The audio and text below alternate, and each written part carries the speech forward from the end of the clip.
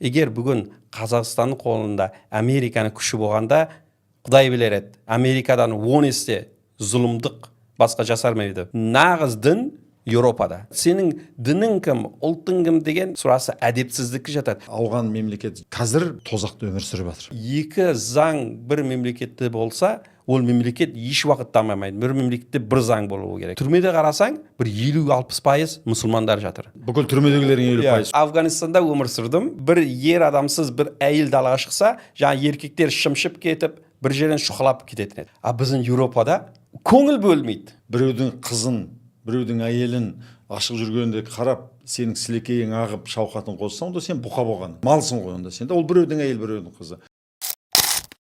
Армысыздар, құрметті біздің YouTube каналының тұрақты көрермендері. Қажиақ бар бауырымызбен бүгін келесі тақырыбымызда, мысалы, дін мәселесін. Өйткені сен дін мәселесі ушығып тұрған, қазірде ушығып жатқан ауғанның ішінен шықтың. Біз қорқамыз, қанша ауған мемлекет 70-ші жылдары кәдімгі светский дейді ғой, кәдімгі мемлекет болған да, мектеп болған, емін-еркін жүрген, өзіңде шет жағасын енді көрдің да. Иранда сонда 70-ші жылдары әйелдер көшеде емін-еркін жүрген, мектептері бар, бір кәдімгі қоғам еді Европа сияқты. Қазір бәрі қара жамылған, әйелдер көшеге шыға алмайтын, өте бір жер бетінде тозақта өмір сүріп жатыр.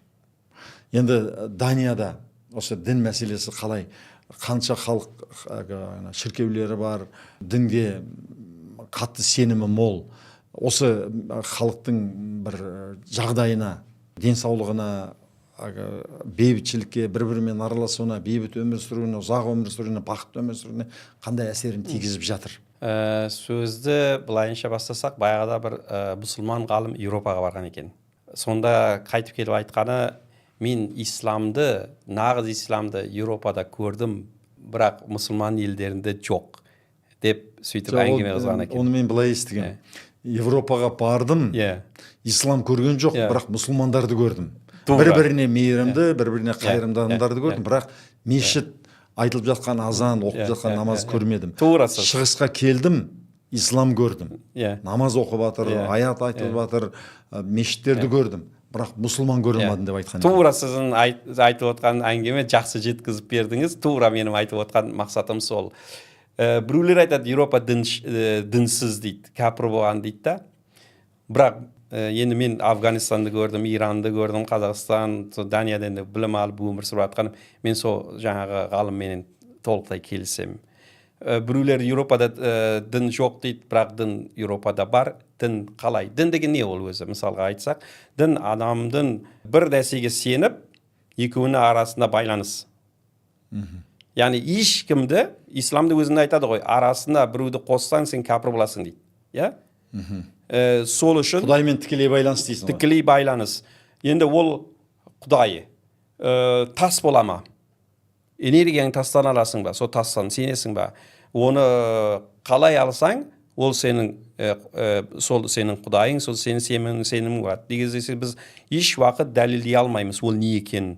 Дәлелдей алмаймыз, бар екенін де дәлелдей алмаймыз, жоқ екенін де дәлелдей алмаймыз. Оның бірақ сенім адамға қажет нәрсе. Оны миллиондаған жыл адам баласы білеміз, тасқа сенген, суға сенген, күнге сенген, әйтеуір бір сенім болды да. Бізге қажет нәрсе, бірақ егер жаңағыдай өзің менен сенімді арасына ортадағы бір адам түссе, делдал түссе, бұл жерде бизнес болып кетеді. Саясат болып кетеді, и бизнес болып кетеді. Еуропада жоқ ол. Яғни нағыз дін Еуропада. Құдай жүрегінде өзі тікелей сөйлесе, тікелей байланысады. Мысалға мен сол 37 жыл болады, сол тұрып жатқан. Әзірге шейін бір достыммен, коллегаммен, датчан көршіменен дін туралы әңгіме айтып бағамыз. Қақысы жоқ, сен қай діндесің, кімге сенесің, не істеп жүрсің, оның қақысы жоқ. Қақысы жоқ емес, бірақ сұрамайды, қызық емес. Сұрау әдепсіздікке жатады. Әдепсіздікке жатады. Сенің дінің кім, ұлтың кім деген барып бір көршісің, достың сені сұрасы әдепсіздікке жатады. Ол негізі дат халқы, ол сенің бір адамменен қарым қатынасыңды шешпейді. Дін, ұлт, мысалға мен қазақ ретінде бардым Данияға, мұсылман ретінде бардым. Оқуын берді, жұмысын берді, барлығын мені алаламай, өзінің халқына сияқты берді. Менің біліміме олар не қылды. Ал мен ішімде кімге сенем, кімге қоям, ол мәселе ол жеке басымдікі. Данияда шіркеулер көп қой, сонда қанша халық барады, қанша халық сонда өзінің міндетін, мына православный, протестант қой, соны атқарып жатыр. Шіркеулер жаңа көп дедіңіз, себебі мына алдыңғы подкастта айтып кеттік қой. Мемлекет халықты бір жағынан әскери жақтан қолға қатты ұстап отқанда, баяғыда 300-400 жыл бұрын екінші дін жағынан ұстап отқан. Сол үшін әрбір ауылда бір шіркеу салу ең азында керек болды. Халықты жаңағыдай тобырлап дін арқылы көнбеген адамды солдат күшіменен басқару керек болды. Сол үшін де Данияның әрбір кіші ауылына барсаң бүгін шіркеуі бар. Көп шіркеулер мысалға тозып жатыр. Терезелері түскен, бірақ оны қышменен былай, мысалы біздің үйіміздің қасында шіркеу бар, терезелері түскен, оны жай мынандай қышменен, лайменен сыбап қойған бетін. Ішке бармасын деп. Бір шіркеудер мысалға ресторан болып жатыр. Ал мысалы Швецияны алсаңыз, Вестерос қаласында Түркиядан барған біздің қазақ бауырларымыз бір шіркеуді алып мешіт жасап отыр.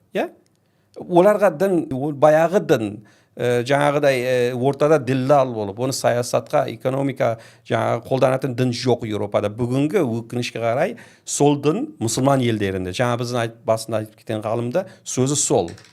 Енді халықта мынандай қорқыныш бар. Дін жоқ жерде сайтан келеді, дін жоқ ел ұяттан безеді. Европада қызтекелер көп, көшеде жаңағы қызтекелер, қыздар кіндігін ашып, жалаңаш жүргендер бар. Мемлекеттің деңгейінде солай неше түрлі қызтекелер, жынысын ауырғандар көп, арақ ішеді. Олардан, кәпірлерден Құдай сақтасын дейді. Осы жағдайда халықтың қорқынышына не айтасың мысалы? Менің ойымша, бұл қорқынышты халықтың ішінде жаңағы фейк деп Трамп көп қолданады, фейк діндер. Ортада ділдал болып жүрген адамдар халықты шын дінге жетпеу үшін, Еуропаны қара көрсету үшін осы сөз әңгімелерді алдына тастайды да, жаңағы өзінің жаңағы ортадағы бизнесін жүргізіп, өзін халықты өзіне қаратып, жаңағы өзі да биліктің бір тармағы болып, күш қуат жинағысы келеді. Бұл да мен бұл кісілерді жамандамаймын, бұл адамның табиғатында бар. Егер сіз мысалға, егер болмаса мен осы Қазақстанда егер 20 миллион халқының 1 миллионын бір дін тауып өзіме қаратсам, мен қандай статуске ие болам? Егер осылар 1 теңгеден маған күніге беретін болса, 1 миллион теңге бір күнде табам, мен сондай құдірет күшке, одан кейін арғы саясатқа қолданып, саяси күшті бола аламын. Бұны мысалға жаңа Афганистанда айттым ғой, не үшін коммунизм режим келді, халық қозғалмады. Ал дінге тиісі бастаған халық қозғалды. Себебі Афганистанда 2 заң бар еді. Бір шариғат заңы, бір мемлекеттік заң. Мемлекеттік заң жүрмейтін еді жерге. Жалғыз шариғат заңы жүретін еді. Ал СССР-ге келген кезде, жаңа коммунизм режим орналаған кезде, болар барып жаңағы шариғатқа барып тиісті ғой. Шариғатты тиісіп моллалардың күш қуатын түсірді. Сол кезде риск болды моллалар. Молла жихад деп халықты көтерді. Көрдіңіз ба? 2 заң бір мемлекетте болса, ол мемлекет еш уақыт дамымайды. Бір мемлекетте бір заң болуы керек. Бізде мынандай қорқыныштар бар. Европада еркекпен еркек үйленіп жатыр, әйелмен әйел үйленіп жатыр. Соның бәрін шектеп тұрған тек қана ислам діні. Егер бізде де осылай ислам дініне қауіп төнсе, ұлдарымыз бәрі қызтеке болып кетеді, қыздарымыз бір-бірімен үйленіп кетеді. Түнгі клубтар көбейеді деген сияқты. Данияда жағдай қандай? Жаңа айтып кетейін, жаңағы сөздерді айтып отқан, бұлар халықтың ішіне қорқыныш жарату. Мына диктатура болмаса сондай жүйелерде халықты тізімін қатты ұстау үшін қорқыныш арқылы ұстатады. Мысалы, жау келе жатыр десек, халық ұйымдастырса бір-біріне ұйым болады. Бұларды жай жаңағы халықтың ішіне қорқыныш тастап, халықты артына жинап алуда. Біз Данияға келсек, егер және мен сарапшы ретінде мен фактаға сенемін. Мысалы, зерттеу керек оны. Мен экономикалық жағдайды зерттеймін. Бірақ сол зерттеу техникаларымды осыған мысалы қолдансам, күнделікті ақпарат, шамадан 1-2% сондай болып дүниеге келеді адамдар. бір жыныстық болып. Бұл қазақ қыз текеді екен. Егер мына еврей, ислам менен христианның тарихына қарасақ, Лут деген қауым болған. Ол Лут сондай еркектер бір-біріменен жүрген кезде оларды жер жұтып қойған дейді. Және жаңағыдай қорқыныш рухына не қылады. Бізде мына сондай бір 2% ол дүниеде бар. Оны барлық елде бар. Ол жаңағы бір генетикада қате дейміз па? Ол жаңа жаратқанның жаратылысы дейміз па? Неге Европаны айтса, бәрі сөйтіп төбе шашы тік тұрады, олардың бәрі қыз теке, еркек пен еркек, әйел мен әйел ұмытады. Мұсылман елінде жоқ, соны дін шектеп отыр. Сол фактаны және адамдан түсінуі былай ғой. Европада оларды тыйым салмайды, олар ашық жүреді, олар көшеге шығып кетеді. Европада ғылым жолын ұстанады. Оларды анализ жасайды. Қалай ойлайды, олар қалай не қылады. Ал көбісі мына диктаторлық жүйе, мына топ-даун дейді ғой, жоғардан. Олар жаңа қорқыныш жасап, бұлардың ойынша әсіресе мысалы дінде былай ойлайды да, Құдай адамды жаратқан кезде мыңсыз жаратқан. 100% адамды ер адам қылып жаратқан, қате жоқ адамда сондай Құдай шебер. Егер олай қылып жаратпаса, егер адамда қате кетсе, демек Құдайдың шеберлігі жоқ болады, я? Ол сосын Құдайдың барлығына қауіп төндіреді. Я?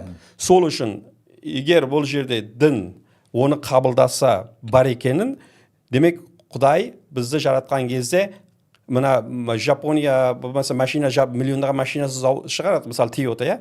Миллион зауыттың машинасының біреу бұзық шығады, я? Ол қате кетеді. Ал бұл жерде адамдар сонда Құдайдың 100% дұрыс адамды жасауына қауіп төндіреді. Сонда мен қысқаша былай нақты сұрақ қойайыншы. Біз содан қорқамыз да. Мысалы, ойбай қыз текелер көбейіп кетеді. Данияда қанша пайыз бар? Сондай еркектің жоғалып кетуі, әйелдің жоғалып кетуі қаупі бар ма? Ондай бір еш қауіп жоқ. Олар қанша пайыз бар? Сол шамадан 2-3% дейді. Оны барлық елдегі сияқты. Енді былай ғой, Дания ең ашық мемлекет, ондайларды не қылады. Бірақ сонда да Данияның халқының ішіне өзін жасырын әке-шешесінен, бір нәрсесінен 100% ашылған жоқ. Бірақ 100% сонда айтуға болады, пәлен пайыз деп та. Дания мөлшермен сол 2-3% ғой. Сол 2-3% мөлшерменен. Және де бидеп айтады, ашық-шашық жүрсе, әйелдер зорлау көбейеді деген сияқты. Ол жағдай қалай мысалы? Енді мен өзімдің Афганистанда өмір сүрдім. Бізде Афганистанда чадыр бұғра дейтін еді. Тесік-тесіктен әйел көрінеді, аяғының ұшына шейін жаңағы көрінбейді. Қолы да көрінбейді, беті да көрінбейді. Тесік-тесік ішінен әйелдер көріп жүреді. Афганистанда өмір келдім. Көз жауып қалай.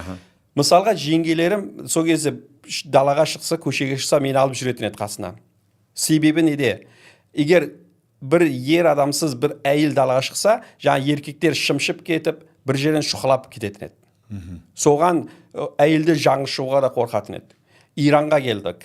Иранда бағасы жабық, беті ашық, қолы ашық, көріп тұрасың. Ол жердің ирандық адамдары мәдениеттілеу. Еш уақыт келіп сені шұқып, не қылып, бір нәрсе қылып кетпейді. Көп болса, былайынша Қазақстанда айтады ғой, девочка, как дела деп. Сондай қылып Иранда айтады. Түркияға барсақ, одан да көп деп ашық, я? Бір қызға бір сөз тастап не қылады. А біздің Европада көңіл бөлмейді. Мысалға, егер бір қыз менен жігіт бір-бірін ұнатқан кезде екеуі бар көңіл бөледі. Мысалы, бір қыздың ішінде жүгірмейді. Бір қыз өрді жоқ деді ма, ұнамадың деді ма, ер жігіт оның паңайына да жоқ. Бөтен қызға бір күйеуі бар әйелге біреу сөз айтса, сол кезде бірден қылмыстық іс қозғалады деген мен Европада солай ғой. Енді мен айттым ғой, Европаның еркектері осыншама мәдениетті, еш уақыт екі жақтан сигнал келмесе, әйел да, ер адам да бір-біріне сөз айтпайды. Күйеуі бар әйелге қырындау сөз айту. Егер оны күйеуі бар әйел өзі қырындаса, екі ұнап не болса бір-біріне, ондай нәрселер болады. Көңілдес болу болады. Мысалы, біз жұмыс кезде, бабымен бір жерге барсақ, жұмыста отырған жан-жағымызда қыз, әйел болады, егер бір сексуалдық көзқараспенен, егер бір қандай түрлі сөзменен бұны айтатын болсақ, біз сразу жұмыстан, дәлелесі жұмыстан қуады бізді. Әне күні сенің постынан қарап қалдым, бір әйел адам еркекке қырындап жамбасынан ұстаған екен, сол үшін жұмыстан шығарып екен әйелдің өзін. Сондықтан мен айтам, айтады да жабық жүру керек, жабық жүру керек дейді. Теңізге барғанда, бассейнге барғанда біреудің қызын, біреудің әйелін ашық жүргенде қарап, сенің сілекейің ағып шауқатын қоссаң, онда сен бұқа болған. Солай ғой, малсың ғой онда сен. Ол біреудің әйел, біреудің қызы. Сондықтан Европада менің білуімше сен оған бір ауыз сөз айтуға хақың жоқ. Әйел еркекке де тіпті маған ұнадың, кафеге барайық, киноға барайық деген сияқты. Еркектің әйелге де шағым түсірсе бітті, жұмыстан шығасың, ары қарай қылмыстық іс қозғалу. Ондай нәрсе жаңағы айтқандай болады. Мен бұны жаңағы не үшін Афганистан, Иран, Түркия, Дания деп айттым. Мен және Қазақстанда да қосуға болады. Бұл жерде неғұрлым әйел жабық болса, ер адамдары соншама не болады. Қозат. Жаңағы қозат, бүлік жасайды, зорлық жасайды, әйелге жаман сөз айтады, зорлық қылады, қолынан келемдейше не қылады. Мына адам деген қасиетіне қарасаң, неғұрлым барлық болса, мысалы тыйым салған нәрсеге құмар болады. Құмар болады. Мысалы тамақ тапшыл болса, мысалы біз Иранда жүрген кезде, Иранда мына Данияның сыры келетін еді. Содан жұмада бір 100 грамын сатып алып, ақшам аз ғой, жұма күндері 100 грамм сатып алып, таңертеге асып, армандайтын едім. Сол кезде Данияға барам дегенде, мен Данияға барған кезде тойып сырды жеймін деп армандайтын едім да. Данияға сыр келді, алдымда мол дүкенде қалағаныңдай аласың, ақша жетеді. Одан кейін сырге мұндай қарамай қалды, тәбетін тартпай қалды. Жейм, бірақ баяғыдай сағындай. Құмарлық жоқ. Әйел да, мысалы, сексуалда сол сияқты. Неғұрлым оны көрсең, ұстасаң, сезсең, әсіресе мына мектептен бастап түсіндірсең, адами қасиет. Мысалы, адамдар, әйел, ер адам сондай бір жағдайда бір-бірін ұнатып қалады, не қылып қалады. Ол бұл демек емес, сен бір әйелді көрсең, ізіне жүгіріп кетесің, құрметтеуің керек, қарама-қарсы әйелді деген сияқты нәрселерді бала шақтан мысалы үйретеді. Әке шешесі отырған кезде, әке шеше екеуінің арасында қарым-қатынас болады ғой. Мәдениетінде. Әке қалай шешесін оны құрметтейді, жаман сөз айтпайды үйіне, бір нәрсе қылып кетпейді, баласының көзінің алдында не қылмайды. Сонымен бала да солай тәрбиелеп шығады. Енді мұсылман елдерінен қазір көп Европаға барып жатыр ғой. Мен естимін, солардың көбі қылмыс көп жасайды. Мен Францияға барғанда көрдім арабтарды, мүлде бір аң сияқты кіріп өздерін қалай болса айғайлап сөйлеп, қолындағы нәрсесін лақтырып тастап жүрген. Қазір мына интернеттен де көріп отырамыз. Данияда қандай жағдай, мұсылмандар көп келіп жатыр ма қазір? Қалай өмір сүріп жатыр? Мысалы сол мұсылмандардың ішінде мен де бардым. Кезінде бізді жаңағы Ирандан Дания мемлекеті самолет ақшамызды беріп алып кетті. Сол сияқты жаңағы соғыстан ол кезде жаңағы біраз халық ол дінге қарамайтын еді. Кім соғыс жағдайға қарай соға көмектесу керек деп әкеле берді. Сол заманда мен де солардың арасында көп афган, түрк, араб арасында мен де барып қалдым, Мен де барып қалдым, бірақ былайша айтқанда менің мысалы жетістіктерім ол жердегі айтып өткен 1000-1. Өзің сияқты, қалғандары? Қалғандары енді ол жерге барады да, жаңағыдай бұлар кәпір деп барады. Олар мысалға балдарын баспана беріп, тамақ беріп, жұмыс беріп отырса да, олар кәпір деп айтады. Кәпір дейді. Мен мысалға сізге бір айтайын. Бір афган бар, достымдың досты. Ол айтады, 6 баласы бар еді дейді. Ол да біз сияқты Афганистаннан келген, соғыстан бітшеті шығып келген. Ол менен енді жүреміз дейді да, жаңағы даттардың мазарынан қасынан өтеміз дейді. Сонда даттардың мазарына қарап түкіреді дейді да, кәпір өртеніп, сен жаһаннамда өртеніп жатыр. Сонда баласына айына бар баласына $500 бол береді. Өзіне береді, бір талай ақша ай сайын алады. Ол не үшін балдарды ақша береді? Балдарының тәрбие, кітап алып, киімін, футболға апарып, спортқа ол алып қалтасына салатын еді дейді. Сөйтіп моланың қасынан өтсе түкіріп кәпір деп не қылатын еді дейді. Сол достым дейді, қазір дейді, балдарының бәрі дейді криминал дейді. Көбі түрмеде барғандардың қанша пайызы? Мысалы қазір біздер мұсылмандар 6-7%, бірақ түрмеде қарасаң бір 50-60% мұсылмандар жатыр. Бүкіл түрмедегінің 50% мұсылмандар. Шамадан да қазір нақты статистикам жоқ. 7%, бірақ 50% түрмеде наркотика сататын, зорлап кететін. Бүкіл түрмедегілердің 50%. Сонда барған 7%, 70-80% түрмеде тұр ғой. Соңғы жұмыс істемейді деп, жұмыстан қашады. Жоқ, жаңағы қылмыскерлердің жалпылай мемлекеттік. Енді мысалы даттар халқымен салыстырған кезде көп, 7% түрмеде тұрса, сонда мысалы түрік, афган, мен сияқты нелер болса, онда біз түрмеде де 7% көруіміз керек қой. Иә, шындығында 50%, да? 50-60% мысалы шындығында.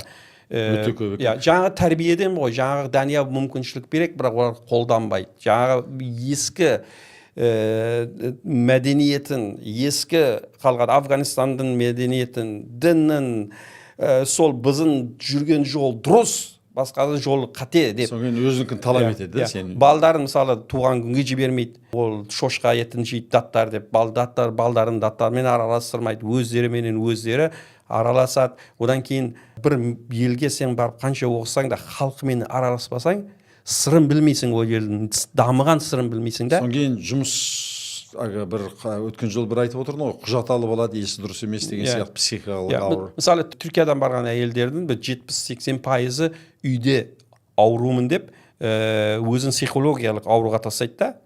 Мен аурумын деп түрлі нелер сат. Автобус ішінде отырып сиіп жібереді. Сосын полиция шақырады, оны тазалау керек. Одан кейін оны рапорт жазады ғой. Не үшін сиіп жіберді, докторға барады, қараса даналарына, ол психологиясы проблема болса. Сондай жағдайлар болған. Сонымен өкімет ақша төлейді оған. Сосын оның арманы үйде отырып бала бағу. Сосын ер адамы оны жұмысқа даттардың арасында жібергісі келмейді, қызғанады. Сөйтіп бұлар Данияның салып кеткен жаңа экономикалық, не үшін бұлар бақытты ел, анау-мынау, содан қалыптаса алмайды. Қалыптаса алғаннан кейін білім ала алмайды. Жұмыс ала алмайды. Одан кейін жұмыссыз, білімсіз адам криминалдық жолға кетеді. Рахмет. Міне құрметті ағайын, сонымен міне Қажиақбар бауырымызбен болған саясат жайлы, әлемдік саясат жайлы, Украина мен Ресейдің арасындағы, Европа қару-жараққа қанша ақша бөліп жатыр, Американың жағдайы қалай, ол жайлы да кейін бір уақыт тауып талқылармыз. Әзірге міне мотивация жайлы, мына жасыл энергия жайлы, дін жайлы тақырыптарды қозғады. Солардың бәрін бірінен кейін бір көріп шықсаңыз, сізде жақсы түсінік болады. Жалпы Қазақстанның әрбір азаматы осы елде бейбітшілік болуы, осы елдің дамуы, мүдделі болуымызға тиістіміз. Өйткені біз бәріміз бала ұрпағы өсірміз, адам баласы ұрпағымен мың жасайды дейді. Бізден кейін де ұрпағымыз бақытты өмір сүру үшін бабаларымыз бізге тастап кеткен ұлан ғайыр жеріне ие болып, Әлихан Алаш ардақтысы Алаш Көсем айтты ғой, кейінгі ұрпаққа біз үлкен жүк қалтырмауымыз керек. Сол жүкті кейінгі ұрпақ бізге рахмет алғыс айта ма, қарғыс айта ма, сізбен біздің бүгінгі тіршілігімізге, әрекетімізге байланысты. Жақсы күндерде кездесейік. Қажиақбар бауырымыз енді соңғы мына Қазақстан өз халқыңа, өз ұлтыңа мында қандай тілек, қандай бір өзіңнің ойларыңды айтар едің?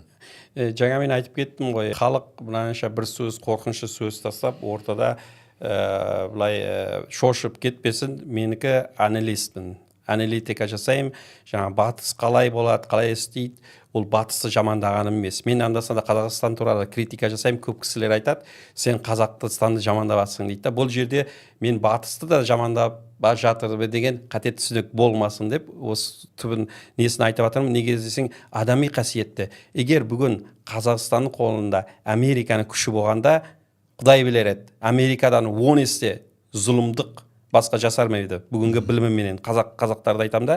Сол үшін, егер дүниеде бәрі жерді салыстырсақ, дегенменен бүгін батыс әлемдегі ең мейірімді мемлекет. Соңғы 50 жыл Қытайдың өсуіне, Жапонияның өсуіне, Еуропаның өсуіне, бәріне мысалға ресурс жерін алса да, оларға өзі 2 жесе де, оларға бірін берді, ашық экономика жаратты. Бүгінгі біздің Қазақстандағы жаңағы экономикалық жағдайда жаңағы ашық экономика, Қытайдың дамығанда ашық экономиканың соңғы 50 жыл қалыптасқан себебі. Бұл жерде егер гуманизмді арқасы. Бұл жерде егер біз Қытай жаққа барайық, батыс жаққа барайық, мен айтар едім, әрине батыс жаққа. Неге десең, олар 2 жесе саған бірін береді. Қытай сені жоғалтып жібереді. Егер Россия келсе, сені жеріңді басып алады, бәр нәрсе салыстырмалы түрде. Бұл жерде мәңгі мүдде бар дейді ғой. Мәңгі достық жоқ мемлекеттердің арасына. Соны айтқым келді. Бұл жерде жаңағы мен